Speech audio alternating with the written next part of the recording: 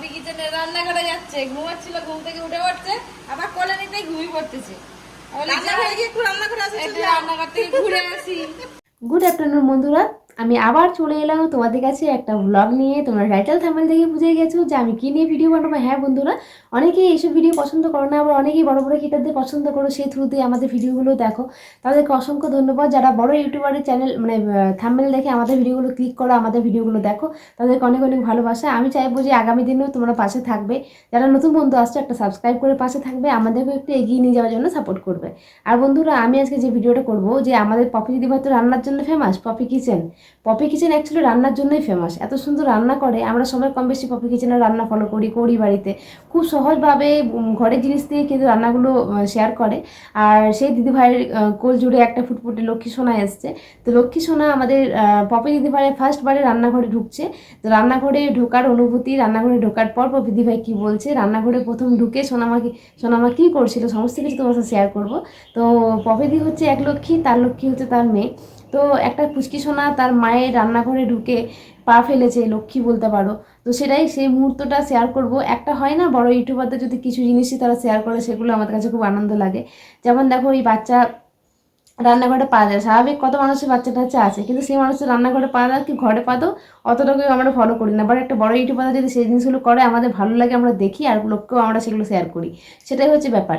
তো কোন জায়গায় যাব, কত দূর যাবো, আমরা একদম কিচ্ছু জানি না। তবে হ্যাঁ, বড় ইউটিউবার এই দিদিভাইয়ের যে মেয়ে রান্নাঘরে প্রথম পা ফেললো, সেটা তোমরাও একটু দেখে নাও, তোমাদের আশা করি ভালো লাগবে।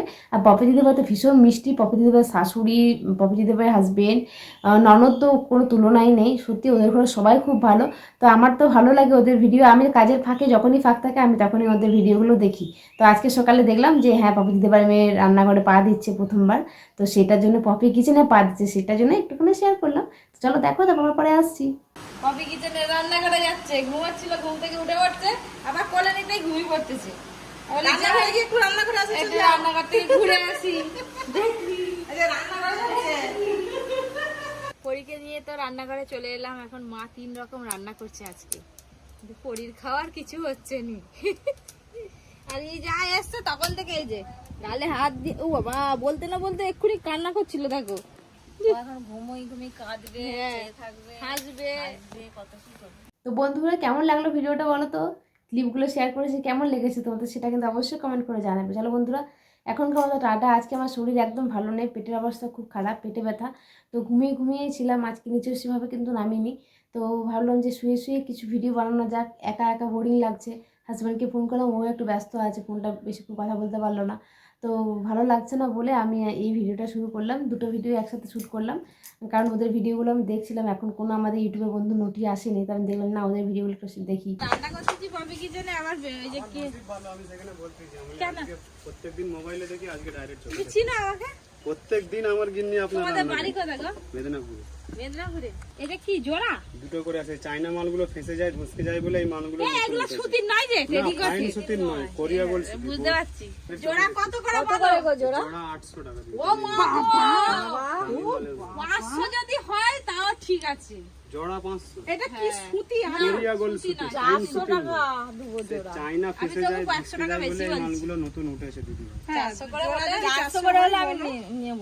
বাবা, আমাদের এই গ্রামের দিকে কত দোকানদাররা আছে, সব জিনিসপত্র দোকানদাররা আছে, এখান থেকে কেনা হয়। দরে করতে হয়, ঘরে দরে করতে হয়। ওইটা তো আমি শিখিনি। আরো কোন সাদাটা দু কালারের দুটো আছে বুদ্ধি, একটা লাল আছে। মানে সাদাটাই 2 কালার? না না, চলবে না, ওটা চলবে না। একটা সাদা একটা লাল হবে। আচ্ছা আচ্ছা, বুঝতে পারছি। সরাও ওই উপরের ওই দুটো, এই ডিজাইন, এই দুটো ডিজাইন। এই একটা না না, ওইটা চলবে না। আনকমন প্রিন্ট, জিনিসটা খুলে দেখো। এইটা ভালো লাগছে। স্ট্যান্ডার্ড প্রিন্ট, এই সেই মালের মাল নয়, এটা মম পালিশের মাল। জল লাগলে পুরো একদম সুতির মতো মোলায়েম হয়ে যাবে। কাটবেনটা কেন কাটা হয়, 4 সাইডে মুখ মুড়ে সেলাই করা হয়েছে। না, জোড়া আছে তো। এই তো আপনারা কি দেখছেন, এই তো কাটা হয়, মুখ মুড়ে সেলাই করা আছে। সব রং উঠে ডিসকালার হয়ে এইসব মালের রং যাবে না। এক্ষুনি এক জোড়া মাল নিয়ে জলে ডুবাও, না, এটা এক্ষুনি এক জোড়া মাল নিয়ে জলে ডুবাও। দাঁড়িয়ে আছে মাসিমা।